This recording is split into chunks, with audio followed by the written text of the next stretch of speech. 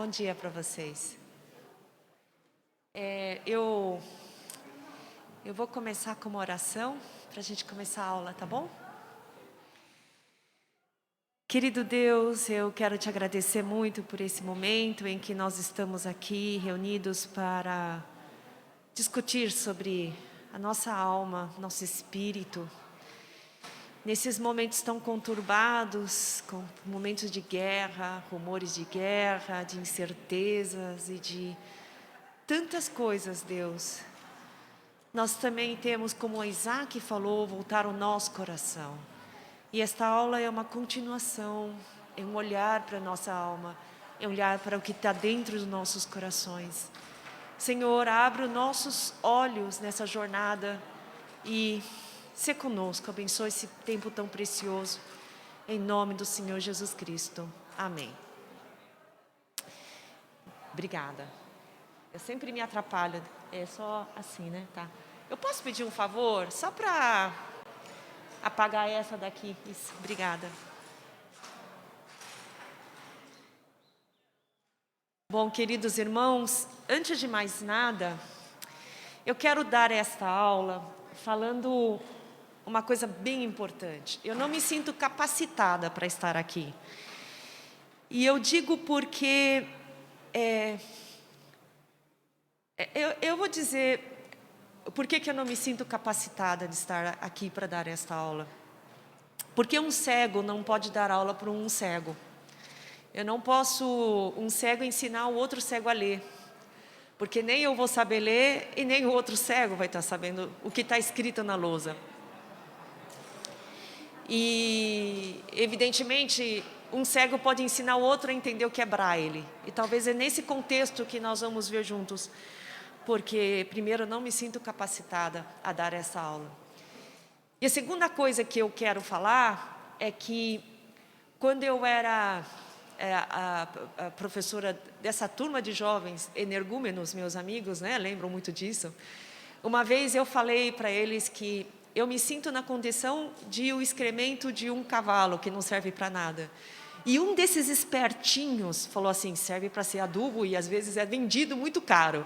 Então, eu não falo mais que eu sou o excremento do cavalo.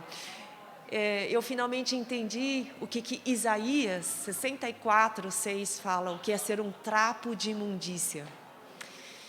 E um trapo de imundícia, eu também nunca entendi o que significava ser trapo de imundícia.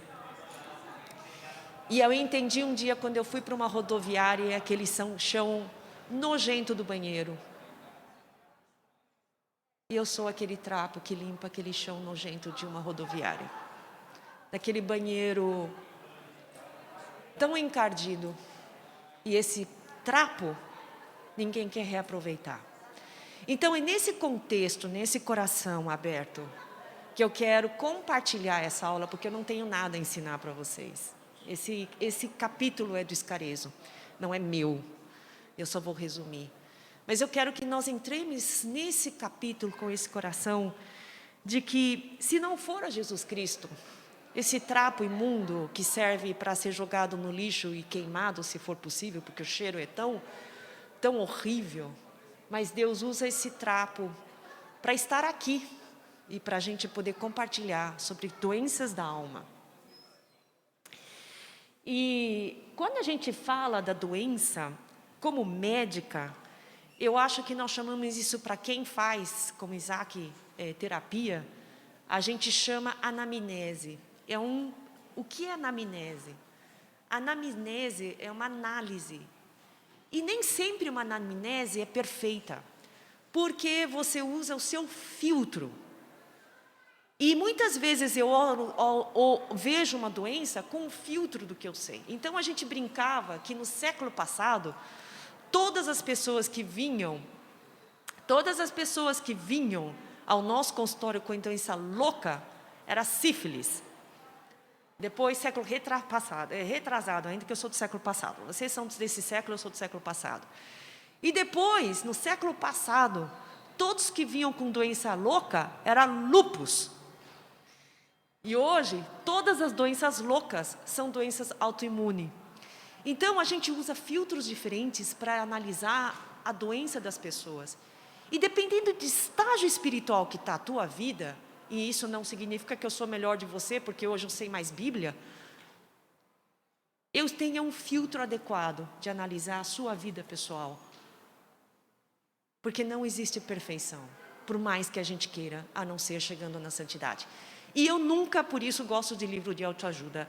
Isaac, nada contra Escarezo, mas é um livro de autoajuda de qualquer forma. E ela nunca é perfeita para o molde da tua vida. Assim como não existe os 10 segredos da sarça ardente para chegar a Deus, não existe 10 pontos espirituais doentes. E é com esse enfoque que eu quero que vocês entendam. Mas eu preciso simplificar e eu preciso respeitar o livro e ver a beleza de Escarezo, que teve a coragem de tentar nos trazer essa jornada espiritual. Então, quando a gente vai identificar uma doença espiritual, a gente tem que usar o método da anamnese do médico. Mas, nessa figura que eu amo tanto, que é uma figura do Norman Rockwell, para quem conhece Norman Rockwell, ele desenhou lindas litografias no Saturday Evening Post, que era uma revista muito, muito importante, e ele foi um dos grandes ilustradores da vida cotidiana americana. E ele é um excelente ilustrador. Eu falo que se um dia eu tivesse que ter quadros na minha casa, com certeza um deles seria de Norman Rockwell, porque ele era fantástico, né? Tem a famosa cena no que o pai está no jornal lendo e os filhos e a mãe com aquela pose, né, do fundamentalista Southern, né, do sul dos Estados Unidos, empedigadas e com os filhos olhando com desprezo o marido indo para a igreja, né, como se ela fosse superior ao marido, que é honesto de não querer ir para a igreja. Mas ele tinha essa sagacidade de ilustrar isso. E quando eu falo de doença espiritual, eu quero usar essa figura desse médico porque 90% dos meus pacientes neurológicos, eu não consigo chegar às suas doenças espirituais e aos seus problemas no fundo. Todo paciente mente para mim. E eu chego nessa suposição que aquela dor de cabeça não é verdadeira, porque ela não tem cara de dor. Ela está com dor de cabeça porque ela está infeliz com o marido. Ela está com dor no pescoço, muitas vezes, porque ela tem uma situação com o chefe horroroso para resolver. Então, essa figura de Norman Rockwell é muito linda, porque o verdadeiro médico espiritual não chega à menina. Ele chega na menina e pergunta: sua boneca está doente? Sim, a minha boneca está muito doente. E ela está com febre? Sim, ela está com febre. E faz 3 dias que a minha boneca não quer olhar para a minha cara. Sabe, isso na psicoterapia é um roleplay. Você joga uma figura e você vai chegar àquela profundidade. Então, muitas vezes, quando nós estamos analisando a vida espiritual do seu amigo, do seu irmão, e de novo eu digo como um trapo de imundícia, sem me sentir superior ou melhor do que você, mas de entender aquele comportamento por meio das suas atitudes, por meio de uma boneca, por meio do que aquela boneca vai me levar ao verdadeiro alvo do meu amor, daquela pessoa que eu quero lidar, daquela pessoa que está doente. E vem ao médico pedir socorro, que pode ser você, pode ser um pastor, ou pode ser eu levando a minha boneca. Opa, desculpa, viu? É que eu não sei mexer muito bem. Ou eu levando a minha boneca ao grande médico. E talvez esse único grande médico que pode usar o seu estetoscópio para ouvir o nosso coração é o próprio Deus, como está nesse versículo. Em Jeremias 17, 9 e 10, que ele fala: enganoso é o coração mais do que todas as coisas, e desesperadamente corrupto, quem o conhecerá? Exceto, ele continua, é o Senhor, é Deus que esquadrinha o nosso coração, é Deus que vai entrar na profundidade do seu coração. Então, é Deus que vai falar, puxa, eu provo os seus pensamentos, eu sei exatamente, e é pelos frutos das suas ações que eu sei exatamente quem é você. E desta maneira, a gente consegue fazer uma anamnese, um estudo, uma profundidade de entender o coração daquela pessoa, usando este método, muitas vezes indiretas, e muitas vezes tendo paciência e muito tempo para saber quão doente está o meu coração. E é nesse contexto que eu quero dizer que, às vezes, eu pergunto por que 10, por que não 31, por que não 100? Quantas doenças nós não temos? E, às vezes, quantas nuances de orgulho eu posso ter? Talvez 101, 2, 9, porque 10 tipos, sendo que um é orgulho. Sabe, Agostinho, grande santo Agostinho, falava que miserável homem que eu sou, porque sou adúltero, porque eu sou idólatra. E quantos tipos de idolatria eu posso ter, meu Deus do céu? Às vezes é meu filho, às vezes é meu marido, às vezes é a minha profissão. E eu vou sempre colocar no papel do eu desses 10 erros, para não dizer que eu estou apontando o dedo para ninguém, porque eu sou mais doente do que vocês. Então, como um cego que vai falar de um cego, eu vou falar como um médico, como a gente vai fazer essa anamnese e como vamos chegar.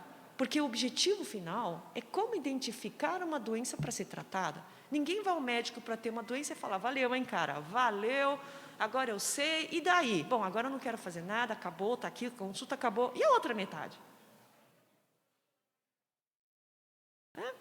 A Sushi está aqui, eu faço um ultrassom e é metade. Não, já fiz, o exame está pronto, mas eu quero resultado. Como é que eu vou levar? Mas você já pagou, está pronto, olha, está aqui a radiografia, agora se vira. Não é assim que a vida é, né? Então, eu quero citar uma lição muito importante, já que estamos falando da medicina, do grande herói que nós temos na medicina, que chama-se William Osler. E Dr. William Osler foi o pai da medicina moderna, revolucionou a medicina moderna e foi um dos caras que introduziu, por exemplo, a residência médica nos Estados Unidos, né? E ele fala que um bom médico, ele trata a doença, o orgulho apenas. Ou a pessoa está com raiva, você vai lá e ora pela raiva da pessoa. Você está com raiva, oremos por perdão, vamos perdoar o seu irmão. Mas o grande médico, que foi Jesus, ele trata o paciente que tem a doença. Então, se nós não tivermos esta visão de identificar os 10 pontos das doenças, entre aspas, espiritualmente doentias, que eu quero ressaltar que pode ser 1000, pode ser 50, dependendo para cada um, se a gente não tratar a pessoa que tem a doença, ela vai continuar doente. E é nesse intuito, usando a palavra de Sir William Osler, que eu quero continuar a analisar juntos esses 10 pontos. Porque cada pessoa é um indivíduo, e cada pessoa tem que ser tratada de maneira diferente. Eu não trato o meu orgulho como Isaac trata o orgulho dele. Eu não trato a minha ferida, a minha mágoa, como Henrique trata a mágoa que ele tem. Da mesma forma que eu não odeio o Giovanni, como o Giovanni odeia aquela pessoa. Entendem? E a gente tem que tratar a pessoa como um todo. E eu acho que esta grande lição desse livro de Scareso, se a gente não olhar esse livro desse jeito, vai ser de novo um livro de autoajuda. 10 passos para uma vida feliz. Agora, todo dia, acorda e fala, bom dia, sol, bom dia, sol. Só que hoje está nublado, ótimo, e agora? Ferrou, não tem sol. Então, primeira coisa que o Scareso usa é que muitas vezes nós usamos Deus para fugir de Deus. E isso é muito engraçado mesmo, como a gente usa Deus para fugir de Deus, né? Primeira análise que eu quero ter com vocês, que ele fala, é a gente cria grandes quantidades de atividades para fugir de Deus. E isso não acontece aqui comigo, né? Não acontece com a nossa igreja. Nossa, quantas vezes a gente não vê? Aquele cara que tem agenda pior que o presidente dos Estados Unidos para a igreja, mas não tem encontro com o Deus que ele serve, porque ele é ativista de Deus, ele não é o seguidor de Deus, ele é ativista. Sabe aquele cara que ele é do movimento X, ele é direitos humanos, mas ele nunca falou. Aquele cara que eu sou Black People Matters, mas ele não vive com negro na vida dele. Ele está numa sociedade que não tem. Ele é um grande ativista. Então, ele usa da atividade para fugir de Deus. Então, desculpa a letra pequena aqui, mas são todas as coisas que ele usa que não importa, mas vocês podem ler depois no livro dele. Mas algumas frases tipo assim, eu faço algo em seu nome, né? Mas Deus não pediu para você fazer isso, sabe? Quantas vezes fala, Senhor, Senhor, em teu nome. Aí Deus vai lá no céu e fala, mas meu filho, quando é que eu te pedi? Você recebeu uma carta? Eu mandei um e-mail falando para você, vocês fazem Twitter hoje, né? Então, ou Instagram, avisando que esse é o movimento que eu quero. Então, muitas vezes a gente confunde estar com Deus e fazer com Deus. E eu sou uma pessoa que faz. Então, muitas vezes, eu me perco em fazer. E depois eu me canso e falo assim, Deus, mas eu fiz tanto. Nossa, preparei aula a semana inteira. Mas será que era isso que era o objetivo maior? Quantas frustrações a gente tem, porque a gente vem na igreja e a gente faz as coisas para Deus e você não tem reconhecimento, porque você estava fazendo, não para Deus, mas em nome de Deus.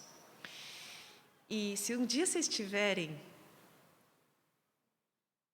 Se vocês tiverem a curiosidade de ler o livro do Humberto Eco, apesar do livro é um mistério, Sean Connery fez uma coisa muito interessante, que Sean Connery fez o filme hollywoodiano. Mas se você pegar a história do Humberto Eco, eu quero só chegar a um ponto no Nome da Rosa, que na verdade, muitas vezes a nossa soberba, o nosso querer conhecer a Deus, nos mata.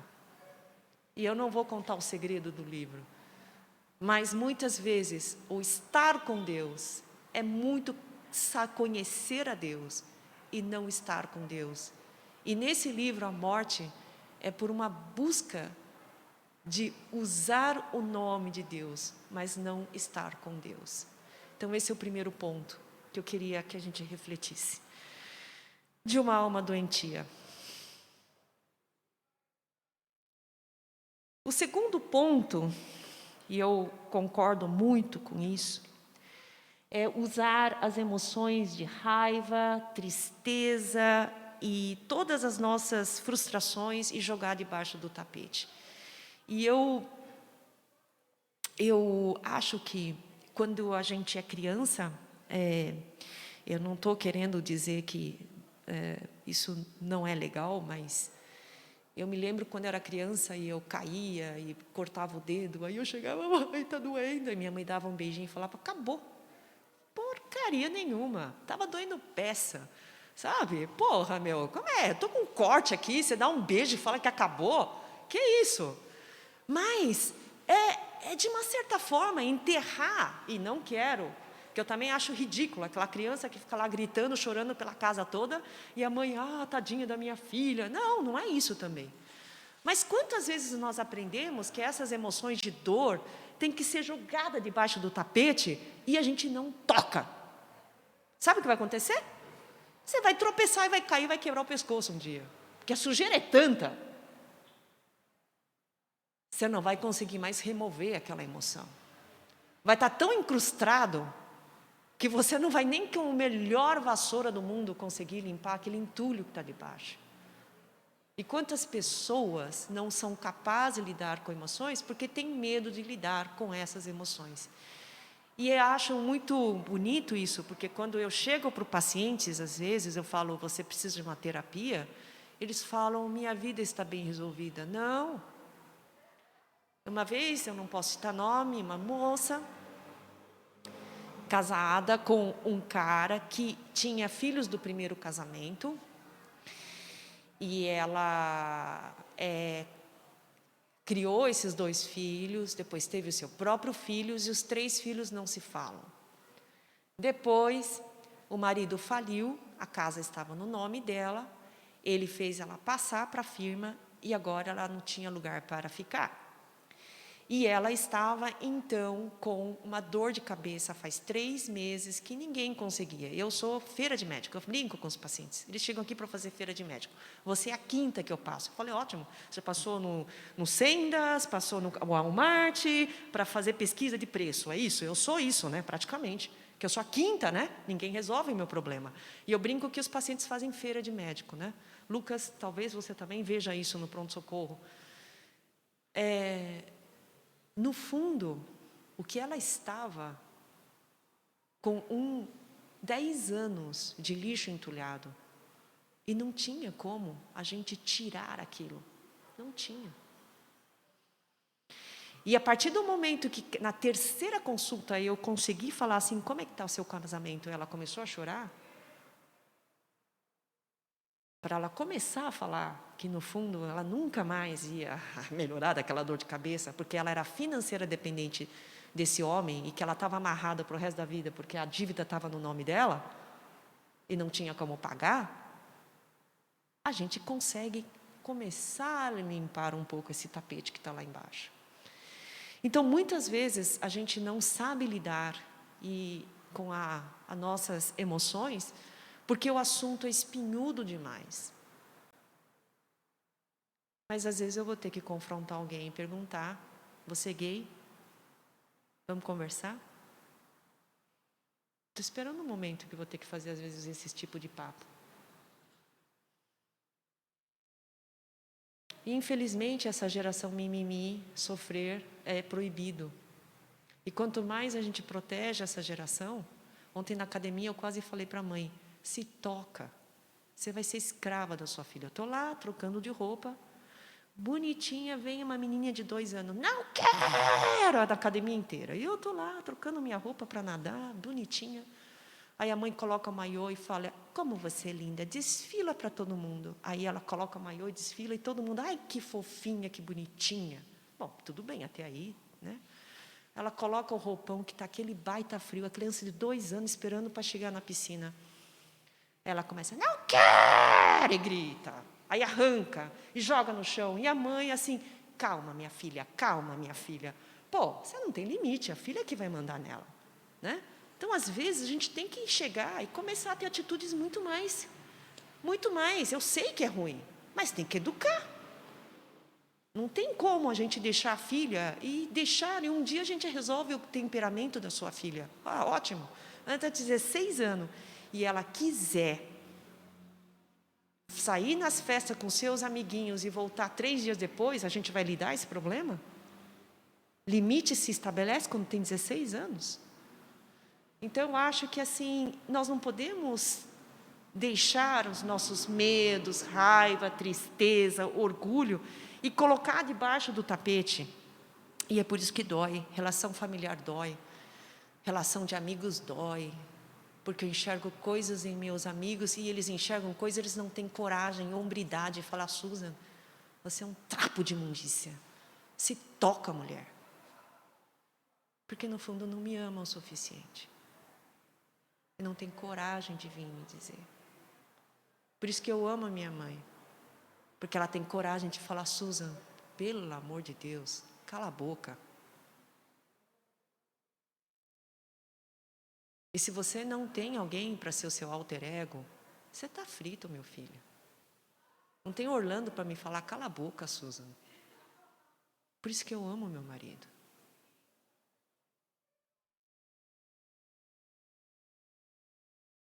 E nós temos que aprender que quando a gente lida com as emoções das pessoas com amor, o paciente sai e me agradece.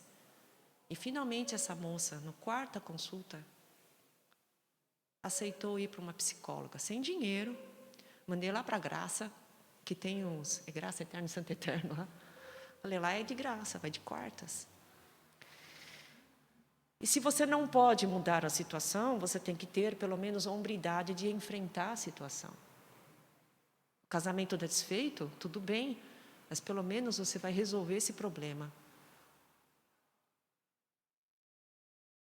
Muitas vezes não vai ser resolvido. Você vai ter que conviver com esse homem, mas tem que ser conversado.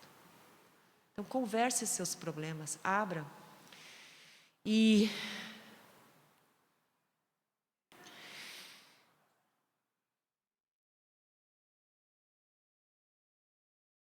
Tem uma frase em teologia chama Imago Dei. Henrique, que faz teologia, a Liliana, que fez já teologia, sabe o que é Imago Dei. Se Deus é um Deus que expressa emoção, quem é você para dizer que você pode ser uma barata? Sabe a coisa que mais me irrita? Eu chego para o paciente e falo assim: a senhora está com câncer, por exemplo, e eu sinto muito, nós vamos ter que tratar isso, eu vou te indicar um médico. E ela começa a chorar e fala: desculpa, doutora, desculpa, eu devia te ver. Eu falei: poxa, graças a Deus que você é gente, né? Você é barata? Posso falar o que você tem? Que você é feia, horrorosa e você não tem emoção? Então você é barata? Sabe, é claro que a gente não pode fazer aquela coisa de gritar, ai meu Deus, tem que ser contido. Mas você não precisa pedir desculpas porque você tem sentimentos. Por que nessa sociedade tem que me pedir desculpa porque chora porque recebeu uma notícia ruim? Eu acho tão esquisito isso. A pessoa fala desculpa, eu estou um pouco emocionada, deixa, eu vou me recompor, é uma coisa. Agora, desculpa porque eu estou mostrando meus sentimentos, porque eu estou triste. Que sociedade que nós estamos vivendo, meu Deus do céu. É não poder simplesmente chorar porque tem uma criança morrendo na foto na Ucrânia. Nós estamos muito doentes, né, gente? Se Deus expressa emoção, por que eu não posso? Claro, comedidamente, contido, sem gritar pela rua. Eu não preciso saber, eu brinco com as pessoas, eu não preciso fazer o que você em público que você faz na privada. Tá certo? E vice-versa, tá bom?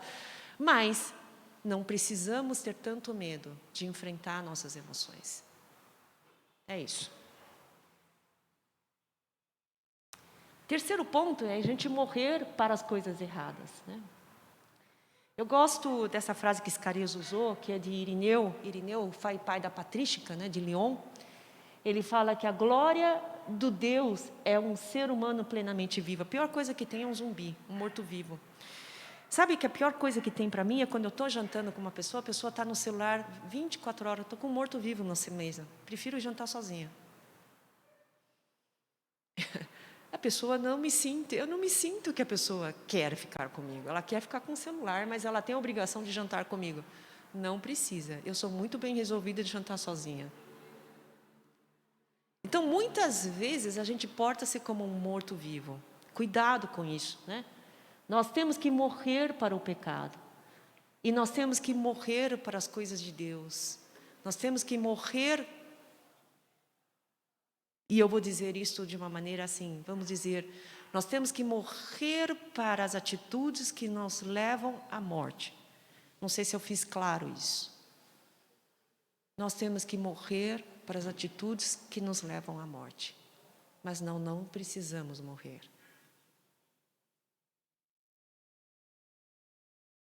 E vocês interpretam como vocês quiserem, mas é mais ou menos isso que eu acho que eu entendi do Iscarias.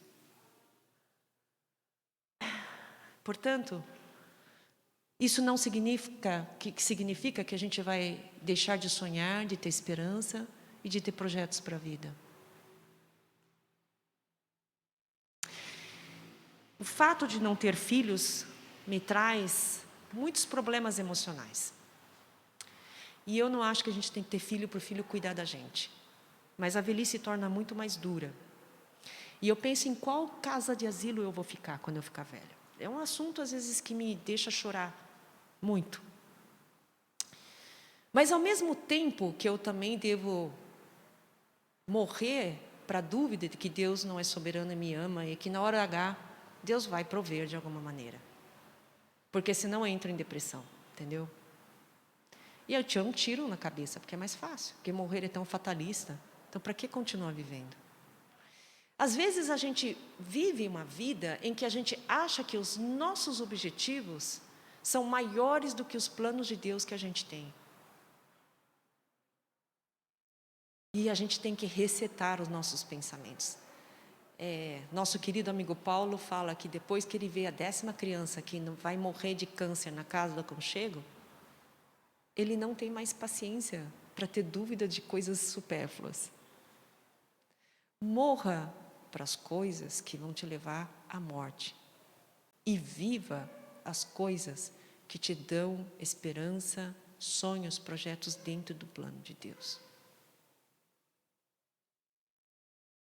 Desculpa a escareza se eu reinterpreto o teu livro do modo que eu entendo, mas foi dessa maneira que eu estou analisando. E não esquecer que o impacto dos nossos passados vai impactar a sua vida hoje. Eu sou o que eu sou porque minha mãe nunca me deu uma educação de ser menina. Bom, você vai falar, não, minha mãe nunca me treinou para ser menina. Minha mãe não treinou para eu ser dona de casa. Minha mãe não me treinou a fazer corte e costura, a cozinhar. Minha mãe treinou para eu ser uma pessoa estoica, uma pessoa pragmática, uma pessoa que estuda, porque eu tinha que sobreviver num país. Nós não tínhamos tempo para chorar. Nós não tínhamos tempo para chorar, vou repetir isso. Chora-se, enxuga a lágrima, com febre você vai para a escola. Está morrendo? Não. Quebrou perna? Não, então pode ir para a escola. Eu sou o que eu sou. Hoje eu sou pragmática, tudo bem. Talvez eu atropelo certas emoções, sim, mas eu sou o que eu sou. E eu tenho que saber moldar a minha vida de acordo. Negocio certas trocas, concordo, consigo entender, outras eu não consigo. Mas eu não posso usar a minha personalidade e talvez chegar no Giovanni, que tem outra criação. E eu não posso interpretar que eu sou melhor que o Giovanni porque eu fui criada desse jeito. Na verdade, talvez eu seja 1000 vezes pior porque eu fui treinada assim. Mas nessa igreja, nós temos pessoas que são japonesas, de background japonês, nós temos coreano como Juan, nós temos brasileiros. E eu tenho um marido que é filho de italiano. Você imagina como é engraçado. O jogo de futebol é uma beleza. Minha mãe, meu pai nunca falou uma palavra na minha vida. Eu aprendo uma palavra nova do juiz em cada jogo do Palmeiras. É uma coisa inacreditável. Orlando, isso pode? Não, mas agora pode. Tá bom, ok. Eu saio da sala. Mas são backgrounds diferentes. E meu marido é um doce fora disso. Mas num jogo do Palmeiras, principalmente quando o português, quando vai falar equipa, aí eu tenho que sair da sala, entendeu? Mas eu acho que nós temos que saber analisar e você entender o que o seu passado é hoje. Que seu casamento é uma reprodução do que foi o seu pai. Por que seu marido é assim? Porque meu sogro, que eu não conheci, era exatamente isso que o meu marido é. E não tem como negar. Você é metade do seu pai, você é metade da sua mãe. Agora, esse papo, que eu brinco, né? Que às vezes eu falo, não quero ser igual a minha mãe, eu sou ela, idêntica. Mesmo jeito de achar, de falar, de comportar. Eu sou Dona Teresa Shen, em molde mais jovem, só isso, sabe? Ponto final. Mas eu sei quando pontos que eu tenho que identificar e tenho que mudar. E você? Quem é você? Que parte do teu pai você é, que parte da tua mãe é, ou que parte do herói você é. E é isso que é o problema. Que às vezes os nossos heróis é um anime. Quando a criança que chega no meu consultório, cujo nome eu vou ter que falsear, chama Adriana e agora ele é Beto, e se veste como um anime, cosplay, com cabelo tingido, o herói dele está errado. Menstrua e tem dor de cabeça. E veste como Beto. Aí nós temos problema. Então, o seu passado, o teu pai pode ter herói, mas teu pai tem defeito. Então não brigue tanto com teus pais. O seu herói não é teu pai, não é tua mãe, não é o cosplay, é Jesus Cristo. Mas aceite que você é metade teu pai e metade tua mãe. E vamos trabalhar, porque senão a gente não vai ser espiritualmente saudável. A outra coisa é dividir o que é secular e o que é sagrado. E uma vez o Paulo Capelletti falou uma coisa tão linda, que me deu uma safanão na minha cabeça, porque ele fala assim, não tem como dividir o secular do sagrado. Você não tem como simplesmente chegar e falar assim, olha, agora eu não vou andar na sociedade, porque eu sou sagrado. Você está dentro. E não tem como dividir a tua vida em domingo e sábado. E é por isso que nós temos legalismo. Porque nós usamos o nosso molde de domingo para julgar a segunda-feira. Não vai dar certo. E muito menos ao contrário. E eu digo isso por mim. Quando eu entrei na faculdade, eu não sabia que meu amigo era gay. A gente ficou muito amigo.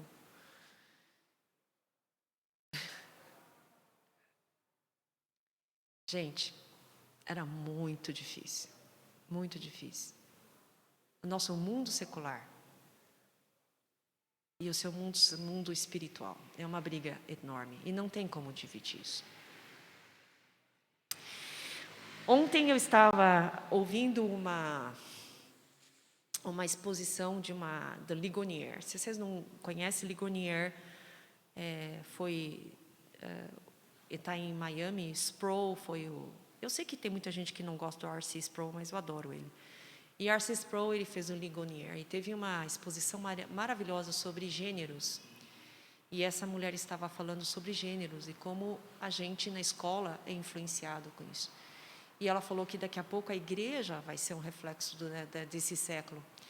E como nós vamos portar? Quando a igreja, ela fecha as portas para o século e ela não sabe confrontar.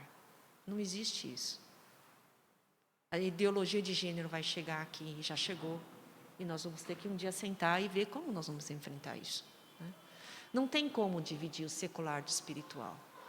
E se você é uma pessoa que compartimenta, porque eu tenho que agir assim domingo e segunda-feira, vai conversar com Isaac, nós estamos com problemas.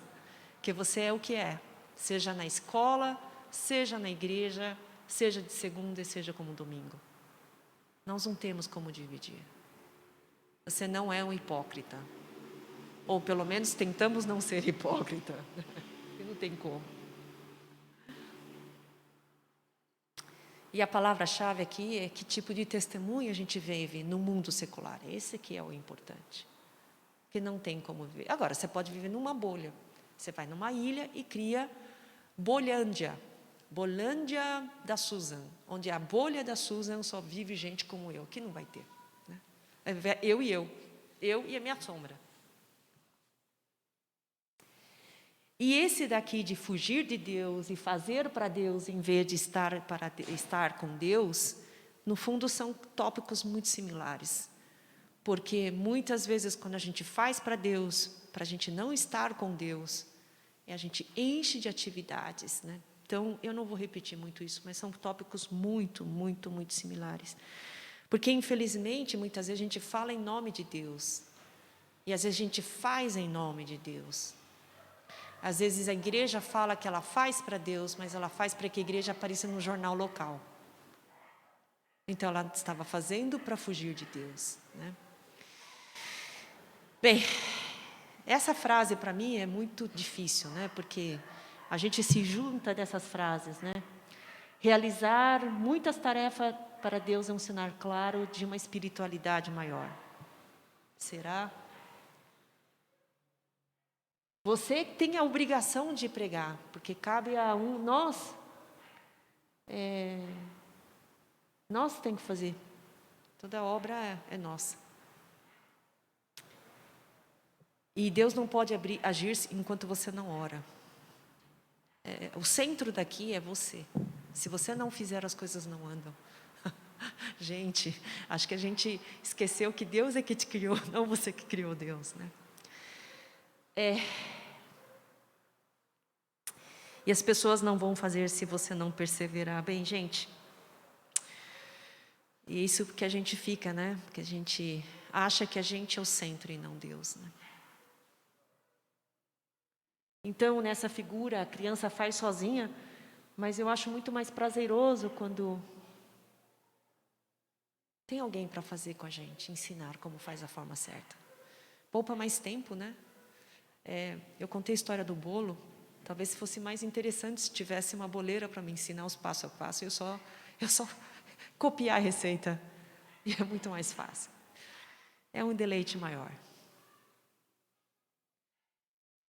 Então, nossas atividades para Deus podem apenas fluir adequadamente de uma vida com Deus. Não podemos dar o que nós não possuímos.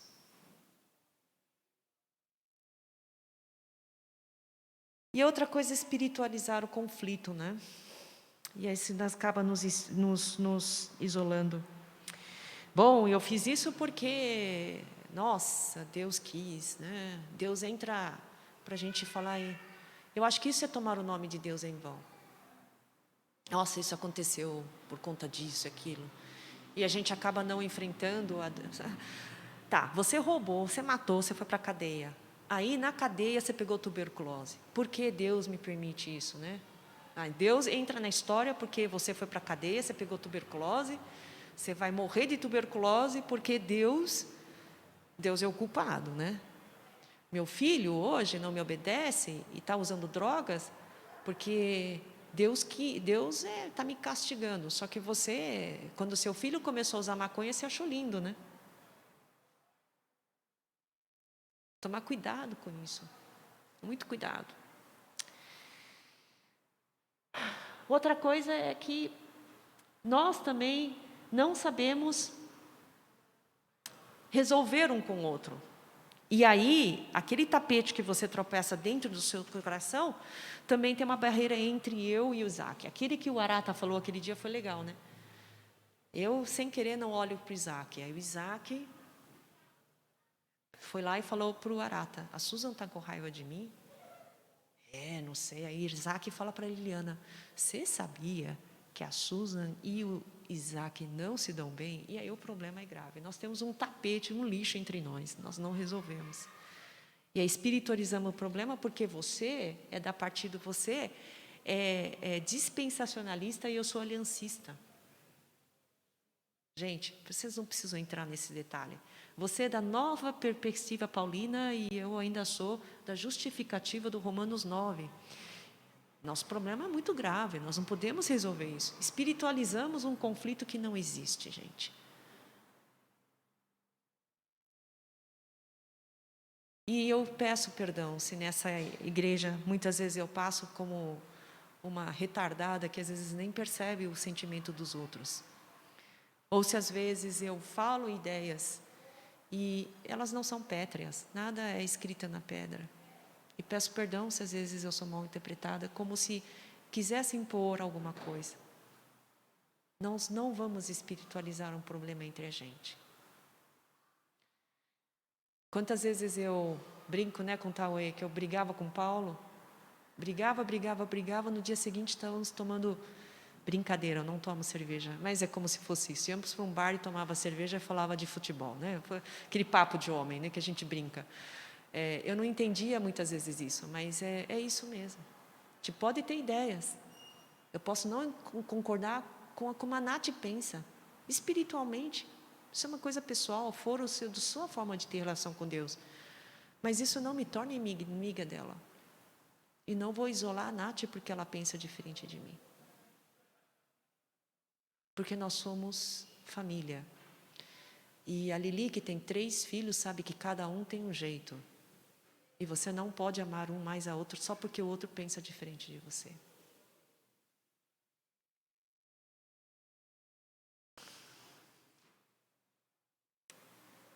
Outra coisa, gente, um é medo e sentimento, e outra quando a coisa já está escancarada, a gente querer dar uma desculpa, né?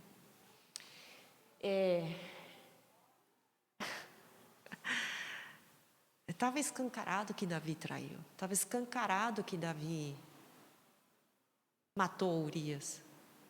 E a gente ainda quer fazer o quê? Colocar um avestruz?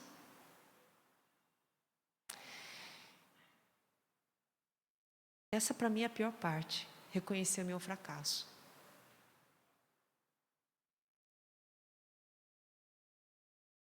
E sabe por que eu tenho medo de reconhecer o fracasso? Porque eu não sei o que o Isaac vai me acolher.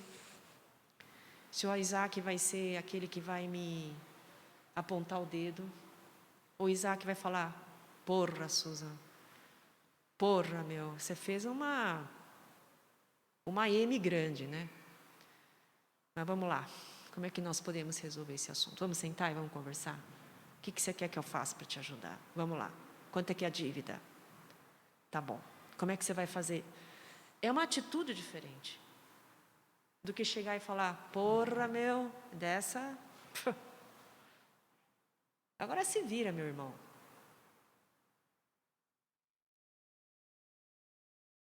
Espero que a gente consiga, dentro dessa igreja, resolver esses conflitos.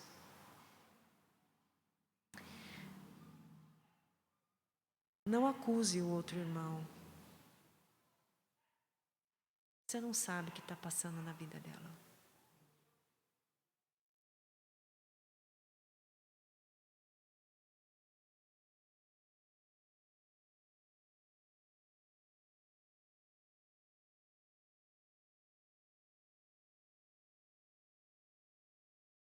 Às vezes eu penso que a gente se sente maior do que Deus para julgar outro irmão.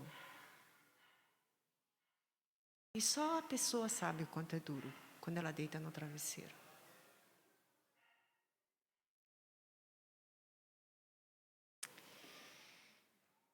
E nós não vamos colocar a mãozinha na cabeça e falar, ai, tudo bem, pecadinho, pecadão. Não, nós temos que enfrentar juntos.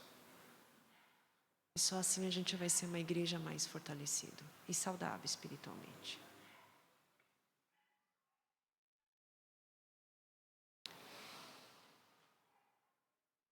A outra coisa é andar como se a nossa vida fosse uma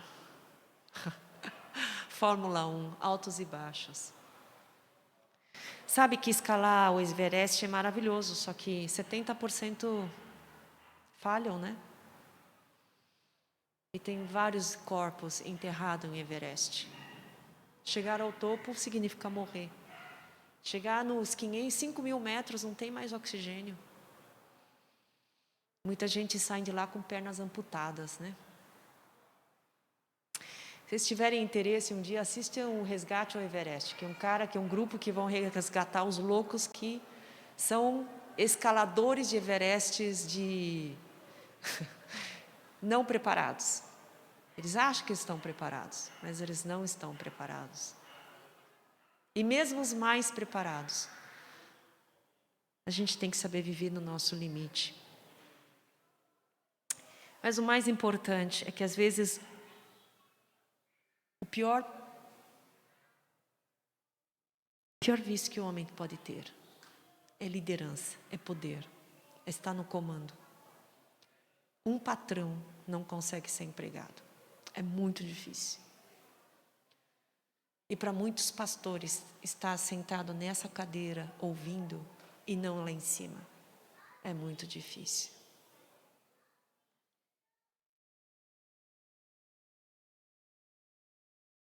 Sem nada de diretas para você.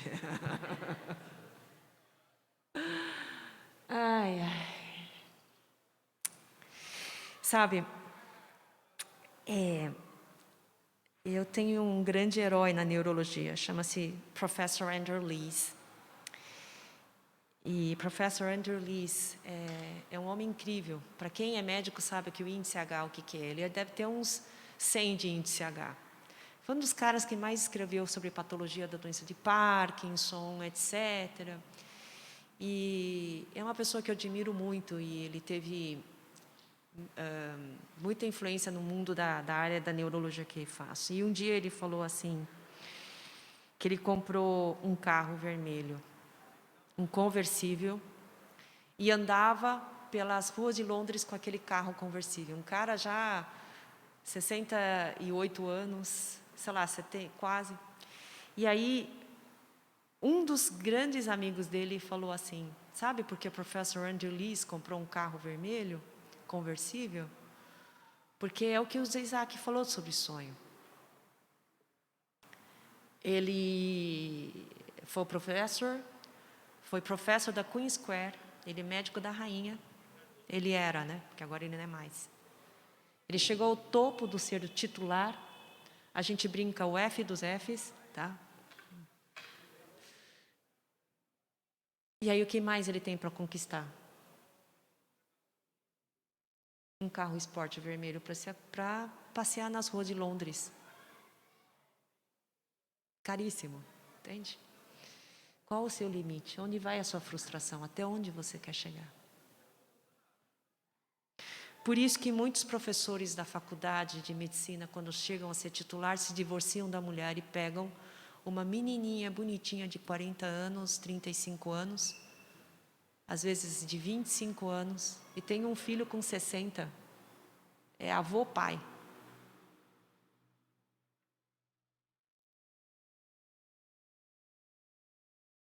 E por fim, nessa igreja, eu espero, e eu também, a partir de mim, não há eles e eu. Não há partido. Só pensamentos diferentes. Todos amam a Deus. Não esqueça que um casal, às vezes, tem uma forma de educar o filho e os dois amam. Tenho certeza que a Ana Paula e o Henrique brigam por causa da educação das meninas. E não é porque a Ana ama mais os filhos do que o Henrique ama mais os filhos. São visões diferentes. Talvez um esteja errado. É claro que sempre o Henrique está errado, que as mulheres estão certas. Mas não conta para Henrique, tá, Ana? Isso fez um segredo entre nós, tá bom? Não há nós, eles. Existe só nós. Não existe eu e eles. Existe só nós, com visões diferentes. E essa igreja, a minha vida pessoal, a tua vida pessoal, tem que ser construída em nós, comunidade. Porque Deus fez a gente para viver em sociedade. Deus é trino. É uma pericorese, isso chama um termo teológico. É uma contínua relação entre Pai, Filho e Espírito. Deus, Ele não é único. Ele vive em contínua comunidade, porque nós não conseguimos viver em comunidade. Tem alguma coisa errada? E às vezes só tem 3 pessoas numa família, cada um se mete num quarto e ninguém fala com ninguém. Eu não entendo isso, sabe?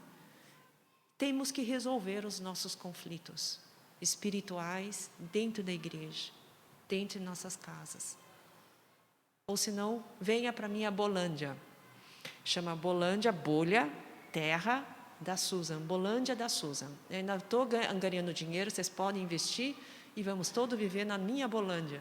Vai ser legal. Só que vai ser uma bolha para cada um, porque eu não vou suportar vocês, tá certo? Brincadeira. Mas a gente tem que trabalhar em nós. Mas era isso que eu queria dizer. E aí, a cena dos próximos capítulos, que eu acho que o Escarezo vai tentar, como comecei com uma anamnese de uma doença, é como nós vamos fazer o tratamento. E aí, essa é a segunda parte, vamos aguardar as próximas aulas, porque aí nós vamos lidar. Uma vez que nós identificando o problema, a Suchen fez o ultrassom, agora ela vai ter que escrever o resultado. E dessa anamnese, as próximas aulas vai ser como nós vamos lidar com sentimentos tão tóxicos que nós temos. E nós não vamos chegar à perfeição, porque a santificação não tem idade, ela é contínua e não vai ser nessa vida. Então me perdoem se eu sou imperfeita. E tão imperfeita como um trapo de imundícia, mas disposto a crescer junto com vocês. E era isso que eu tinha para falar. Desculpa se eu extrapolei um pouco o tempo. E eu queria convidar o meu querido Isaac, para não extrapolar demais, para orar pela gente.